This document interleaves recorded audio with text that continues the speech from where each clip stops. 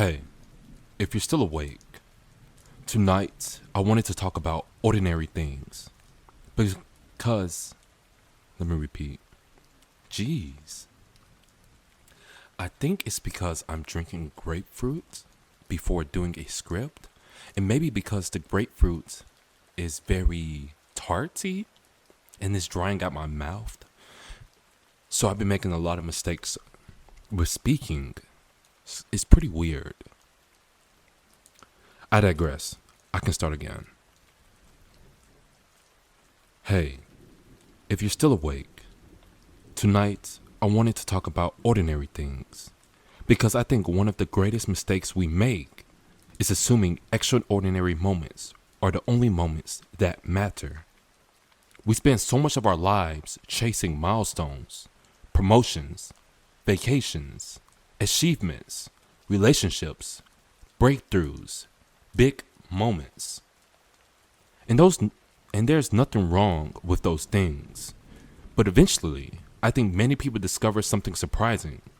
Life isn't mostly made of milestones. Life is mostly made of Tuesdays, ordinary moments, ordinary conversations, ordinary events, ordinary evenings.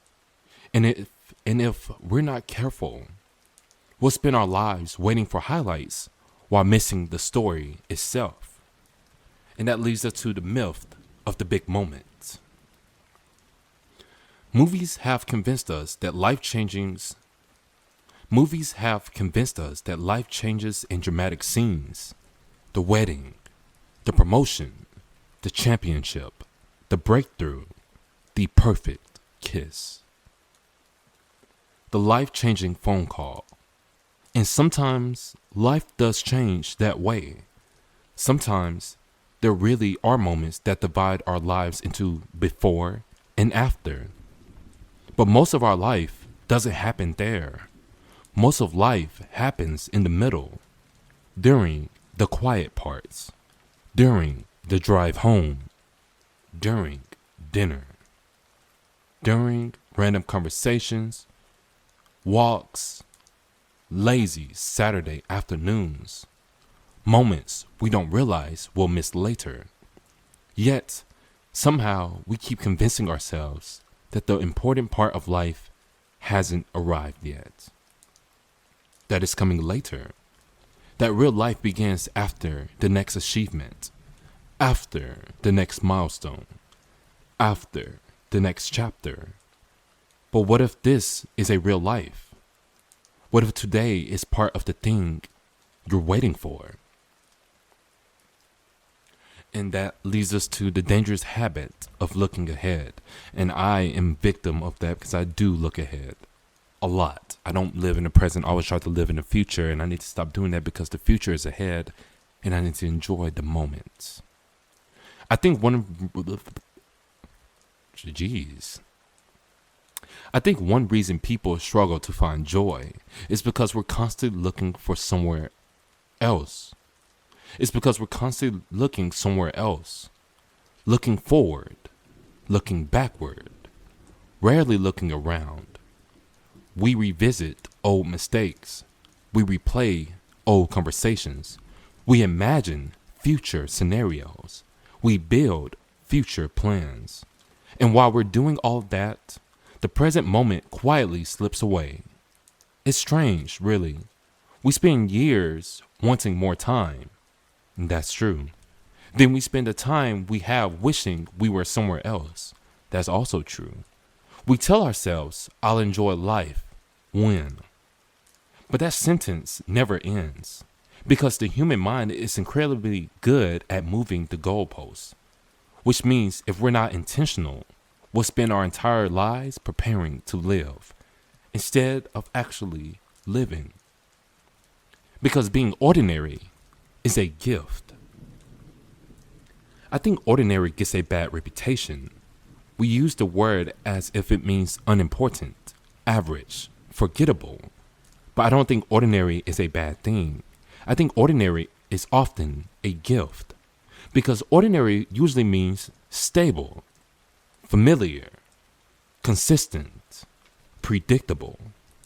The very things people desperately want during difficult seasons.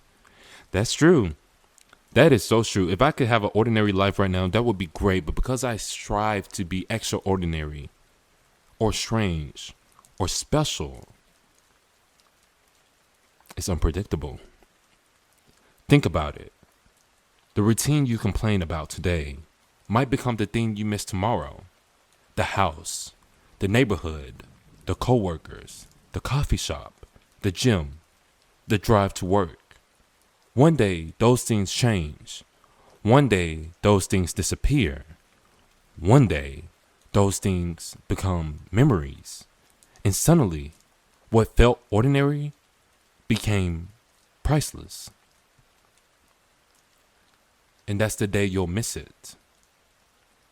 The day you'll miss today. I think one day we'll all miss something about right now. Not because life is perfect, but because life is temporary. One day you'll remember a version of yourself you haven't met yet. You'll remember this season, this chapter, this apartment, this city, these people, these routines, these struggles, even these worries. Because life has a funny way of transforming ordinary moments into meaningful memories. We rarely recognize why while it's happening. Jeez, so many mistakes. We only understand later.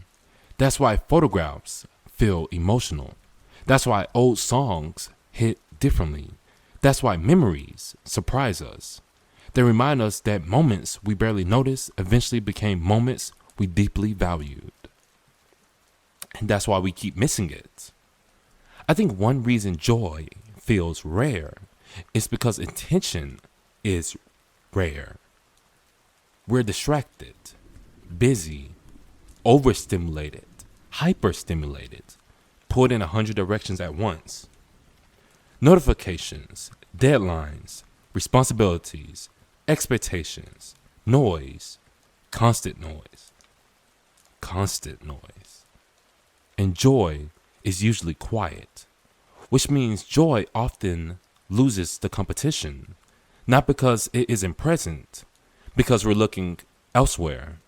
Joy rarely kicks down the door.